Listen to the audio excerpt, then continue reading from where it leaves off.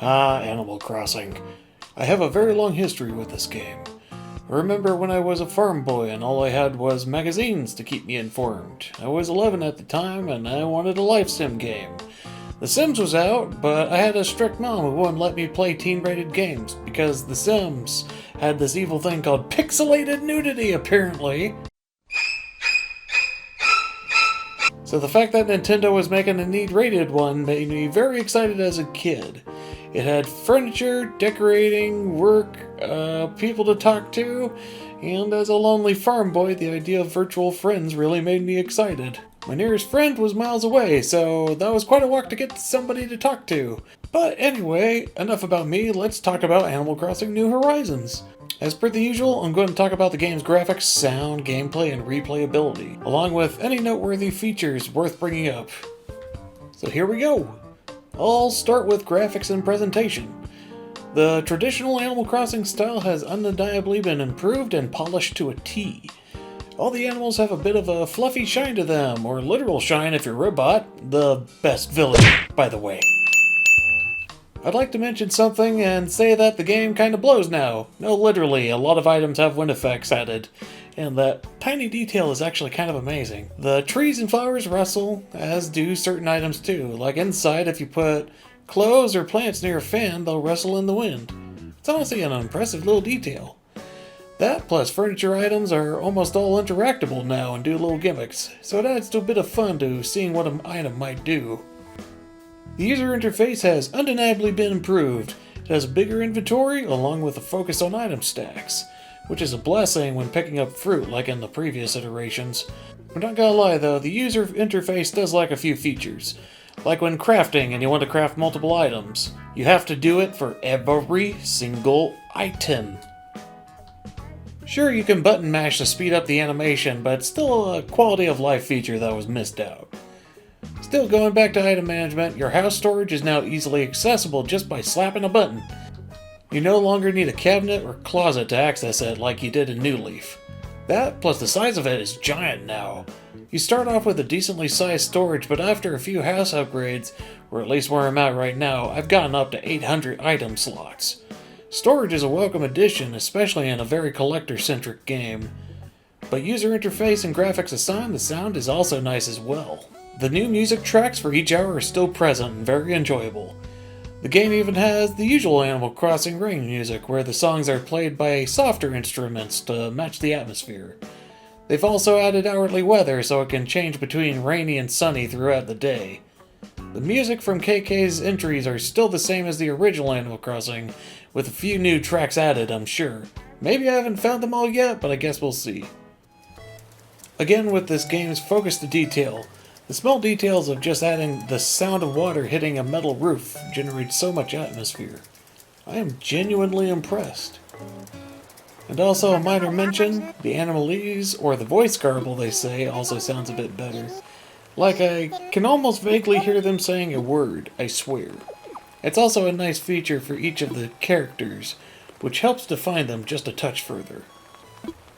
Assuming you're not speeding through text anyway. I don't blame you. But anyway, I should probably talk about the gameplay of Animal Crossing. It's a life sim, where you kind of live free with a big asterisk. And that big asterisk meaning indebted to a raccoon that you wanted to have a big house from. And you want that big house. A big house has more room to decorate with, and furniture and stuff is a huge part of the game, along with wallpapers, flooring, and custom designs as well.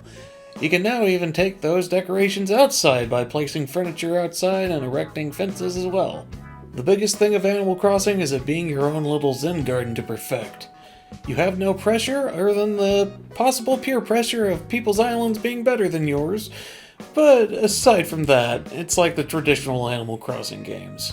It has a new crafting and material collection, like every other modern day game it seems. It's great that there are some items you can craft on the fly instead of waiting a whole day for them to come in the mail. Of course, there's still the grind of paying off Nook with rather massive loans. My current one is 1.25 million bells, which is the biggest amount I've ever seen for the next upgrade, in like any Animal Crossing ever.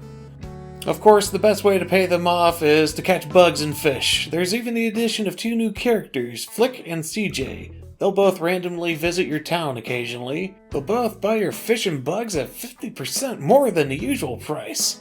So it might be a smart idea to save your rarer bugs and fish for when they visit town. Of course, catching bugs and fish uses your tools, like a fishing rod or net. And it's time, unfortunately, to comment on this. I hate the tool durability system. I hate it. After literal years of playing Animal Crossing, the fact that tools break now is a serious problem.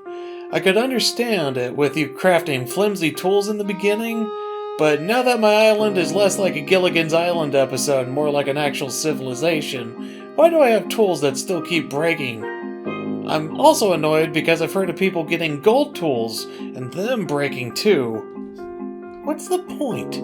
Gold tools were a massive reward in the past games, and I genuinely hope it's just Photoshops I've been seeing. Did they think this was a hit feature from Breath of the Wild that they had to shove it in here too? I even made a tool depot with a pile of tools just so I can grab one and resume whatever I was doing. But it's still such an unnecessary feature that needlessly puts effort into the crafting system.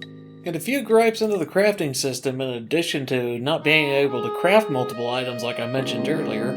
Why can't they pull materials from our house storage as well? I have hundreds of materials in there, but I need to pull out 30 or so at a time. It's just another quality of life feature that wastes people's time. And speaking of wasting time, this game had the longest tutorial out there. By the time I felt Nook was done nagging at me to go get a decent town set up, 12 days had gone by. I am serious. 12 real-hour days. Sure, you can touch in and play for a bit at a time, but when people want to get basic necessities like a shop or museum, I don't blame people for time traveling or setting the system clock to speed the game up. I personally didn't want to because I'm a masochist and I like to get brutalized with psychological torment. Right, Daddy Nook? You sent me to Silent Hill for reasons. But all these gripes, and after finally slugging through the tutorial, as I call it, this is a killer app game from Nintendo. This is a game that appeals to all aspects of people, especially if they have that creative bone. Sure, I'm a bit of a wide-spectrum gamer and I know it doesn't give me that adrenaline rush like shooters do, but it's still a damn good game, and a massive upgrade to previous Animal Crossing titles. I'm proud to give this one of my double thumb up ratings. It's that dang good. I see the game lasting me ages, especially since Nintendo has a lot of plans for it in the future. Just hope it's better than whatever the heck that Bunny Day event was. But anyway, I'm sure people are tiring of Animal Crossing being everywhere on the internet right now. So I'm going to review something that has even made the most grown men scream. Yeah. Especially now that the Wastelanders expansion is out. Can't be all that bad, can it? I guess we'll find out in the next episode. Fallout 76 in 2020. This is Mr. Bubbles signing out. Bye-bye.